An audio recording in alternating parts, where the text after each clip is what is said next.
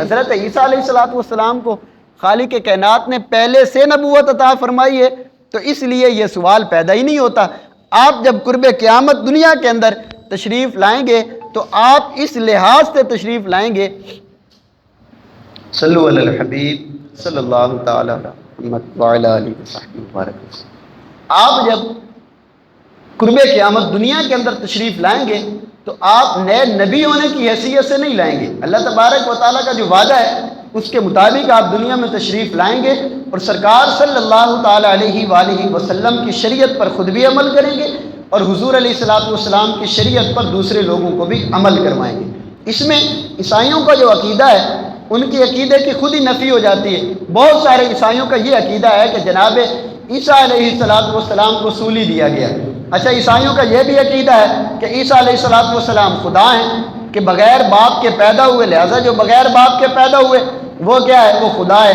یا پھر یہ بھی کہتے ہیں کہ خدا کا بیٹا ہے، اور اس کا بھی سب کا رد ہے۔ اللہ تبارک و تعالیٰ کا جب بیٹا ہے تو یہ جو صلیب کا نشان لگاتے ہیں، اس کا ایک مطلب یہ ہے کہ ان کو سولی دی گئی۔ قرآن یہ فرماتا ہے کہ اے عیسائیو ولا تقولوا ثلاثہ یا اہل الکتاب لا تغلوا فی دینکم ولا تقولوا علی اللہ الا الحق انما المسیح عیسی ابن مریم رسول اللہ وکلمتہ القاها الی مریم وروح منہ ولا تقولوا ثلاثہ۔ اللہ تبارک و تعالیٰ نے ان کے چند عقیدے بیان کیے 6 پارے کے اندر، اور آگے چل کے ارشاد فرمایا کہ اے عیسائیو تم یہ والی بات، اے اہل کتاب یہ بات نہ کہو کہ جو اللہ کے بارے میں نہیں کہی جا سکتی، یعنی زیادتی اور غلط بات اللہ کی طرف منسوب نہ کہو۔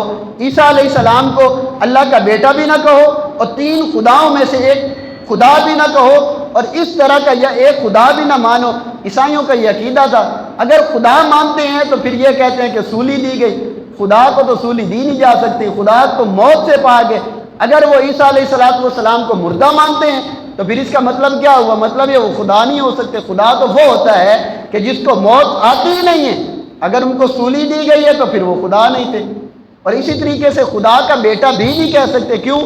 اس لیے کہ جو جس کا بیٹا ہوتا ہے وہ اس کی جنس سے ہوتا ہے۔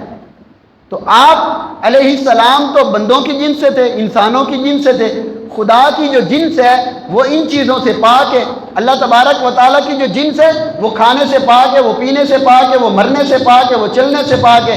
تو جناب عیسیٰ علیہ السلام کے اوپر تو سارے کے سارے جو عوارض تھے وہ انسانی عوارض تھے جو انسانوں کے اندر پائے جاتے ہیں، تو لہٰذا آپ انسانوں کی جنس سے ہوئے۔ جب انسانوں کی جنس سے ہوئے تو خدا کی جنس سے نہیں ہو سکتے، تو جب خدا کی جنس سے نہیں ہو سکتے تو خدا کا بیٹا نہیں کہا جا سکتا۔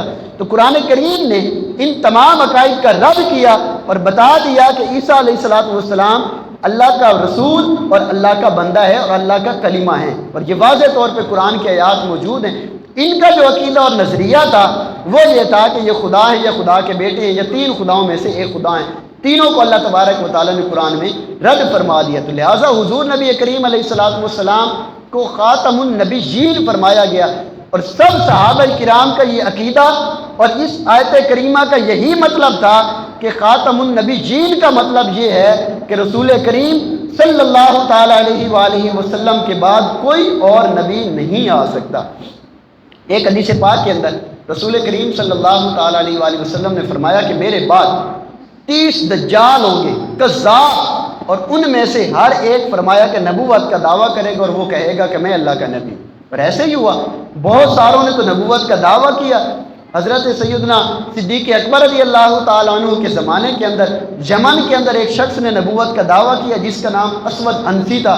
حضرت ابو مسلم خولانی رحمۃ اللہ تعالیٰ یہ بیان کرتے ہیں، مسلم شریف کی حدیث پاک ہے، یہ یمن کے رہائشی تھے اور حضور صلی اللہ تعالیٰ علیہ وسلم کا کلمہ پڑھا ہوا تھا۔ اب اسود انسی نے وہاں پر نبوت کا دعویٰ کیا، اس نے ان کو بلایا اور پوچھا کہ کیا تم یہ گواہی دیتے ہو اتشہد ان محمد رسول اللہ، کہ محمد اللہ کے رسول ہیں؟ تو آپ نے فرمایا، ابو مسلم خولانی رحمۃ اللہ علیہ نے، بے شک میں اس بات کا تصدیق کرتا ہوں اور گواہی دیتا ہوں کہ محمد صلی اللہ تعالیٰ علیہ وسلم اللہ کے رسول ہیں۔ اس پر اس نے کہا کہ اتشہد انی رسول اللہ، کیا تو اس بات کی بھی گواہی دیتا ہے کہ میں بھی اللہ کا رسول ہوں؟ آپ نے فرمایا کہ ہرگز ایسا نہیں ہے، تو اللہ کا رسول نہیں ہے، تیری اس بات سننے سے میرے کان بہرے ہیں۔ یہ آپ نے فرمایا تو اس کو بہت غصہ چڑھا، انتہا کا ظالم اور فاسق شخص تھا۔ اس نے حکم دیا اپنے کرندوں کو کہ آگ جلائی جائے، آگ جلائی گئی، اس کے اندر حضرت ابو مسلم خولانی کو ڈالا گیا۔ وہ خدا قہار اور جبار کہ جس نے جناب ابراہیم علیہ السلام کو آگ کے اندر زندہ رکھا اور سلامت رکھا، حضرت ابو مسلم خولانی رحمۃ اللہ علیہ کو جب انہوں نے آگ میں ڈالا، آپ صحیح سلامت آگ سے باہر تشریف لے آئے۔ اور جب اس بندے نے دیکھا کہ اب تو لوگ میری جھوٹی نبوت کے اوپر اشکار ہو جائے گی اور لوگ جو ہے پھرنے لگ جائیں گے، تو اس نے ان کو جلا وطن کر دیا، اپنے ملک یمن سے نکال دیا۔ اس کے بعد آپ مدینہ تشریف لے کر آئے اور وہیں پر آپ نے رہائش اختیار کی۔ تو میرے محترم اور پیارے اسلامی بھائیوں، اپنی اولاد کو جو بات سمجھانے کی ہے وہ یہ ہے کہ رسول کریم صلی اللہ تعالیٰ علیہ وسلم نے حضرت علی رضی اللہ تعالیٰ عنہ کو یہ حدیث پاک ارشاد فرمائی۔ آپ بیمار تھے، حضرت علی رضی اللہ تعالیٰ عنہ بارگاہ رسالت میں حاضر ہوتے ہیں، رسول کریم صلی اللہ تعالیٰ علیہ وسلم نے اپنی چادر عطا فرمائی۔ حضرت علی رضی اللہ تعالیٰ عنہ فرماتے ہیں کہ سرکار نے فرمایا کہ آپ نے میری جگہ پر ٹھہرے رہنا ہے۔ سرکار نے نماز ادا فرمائی، اس کے بعد دعا کی۔ دعا کرنے کے بعد حضور نے فرمایا کہ اے علی، میں نے اللہ تبارک و تعالیٰ سے تیرے لیے سب کچھ مانگا ہے، جو اپنے لیے مانگا وہ تیرے لیے بھی مانگا ہے، لیکن اللہ تبارک و تعالیٰ نے ارشاد فرمایا ہے کہ لا نبی جا بعدک، کہ اے محمد صلی اللہ تعالیٰ علیہ وسلم آپ کے بعد کوئی نبی نہیں ہوگا۔ تو تمام صحابہ کا اور آج تک کے مسلمانوں کا یہ عقیدہ اور نظریہ رہا ہے کہ حضور علیہ السلام کے بعد کوئی کسی طرح سے بھی کہ بعد میں اس کو نبوت ملے یا حضور کا امتی بن کے نبی ہو کر آئے، ہرگز وہ نبی ہو کر نہیں آ سکتا، نہ اس کو نبوت مل سکتی ہے، نہ اللہ کا رسول بن کر آ سکتا ہے۔ حضور ہی آخری نبی ہیں۔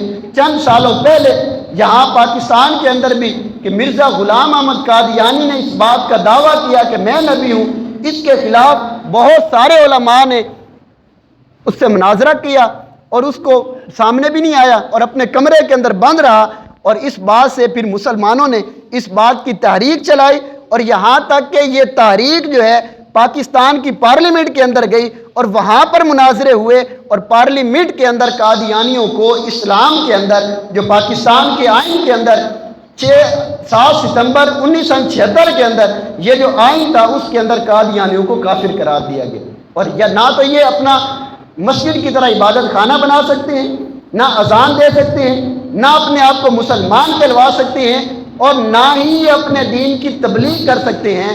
آپ نے اگر ان کے عقائد اور نظریات کو پڑھنا ہے تو ان کی بہت ساری ایسی کتابیں ہیں کہ جن کے اندر انبیاء کرام کی گستاخیاں کی، قرآن کی کئی آیات کا یہ منکر ہے۔ حضرت عیسیٰ علیہ السلام کو نعوذ باللہ انہوں نے ناجائز قرار دیا، آپ کی والدہ پر تہمت لگائی، آپ کے پورے خاندان دادی اور نانی کے اوپر اس نے تہمتیں لگائیں، انتہا کی غلیظ زبان استعمال کی انبیاء کے بارے میں۔ تو یہ شخص کافر تھا، مرتد تھا، اسلام سے خارج تھا، اس کے ماننے والے بھی مرتد ہیں، اسلام سے خارج ہیں۔ ان کے ساتھ نہ تو کاروباری شراکت کر سکتے ہیں۔ مرتد کے بارے میں جو اسلام کے اندر یہ حکم ہے وہ کافر سے سخت ہے، کافر کے ساتھ کاروباری شرکت ہو سکتی ہے، کافر کے ساتھ کاروبار ہو سکتا ہے، لین دین کے معاملات ہو سکتے ہیں، لیکن قادیانی چونکہ اسلام سے پھرے ہوئے مرتد ہیں، نہ ان کے ساتھ کاروباری شرکت ہو سکتی ہے، نہ ان کے ساتھ رشتہ داری ہو سکتی ہے، نہ ان کے ساتھ لین دین کا معاملہ ہو سکتا ہے۔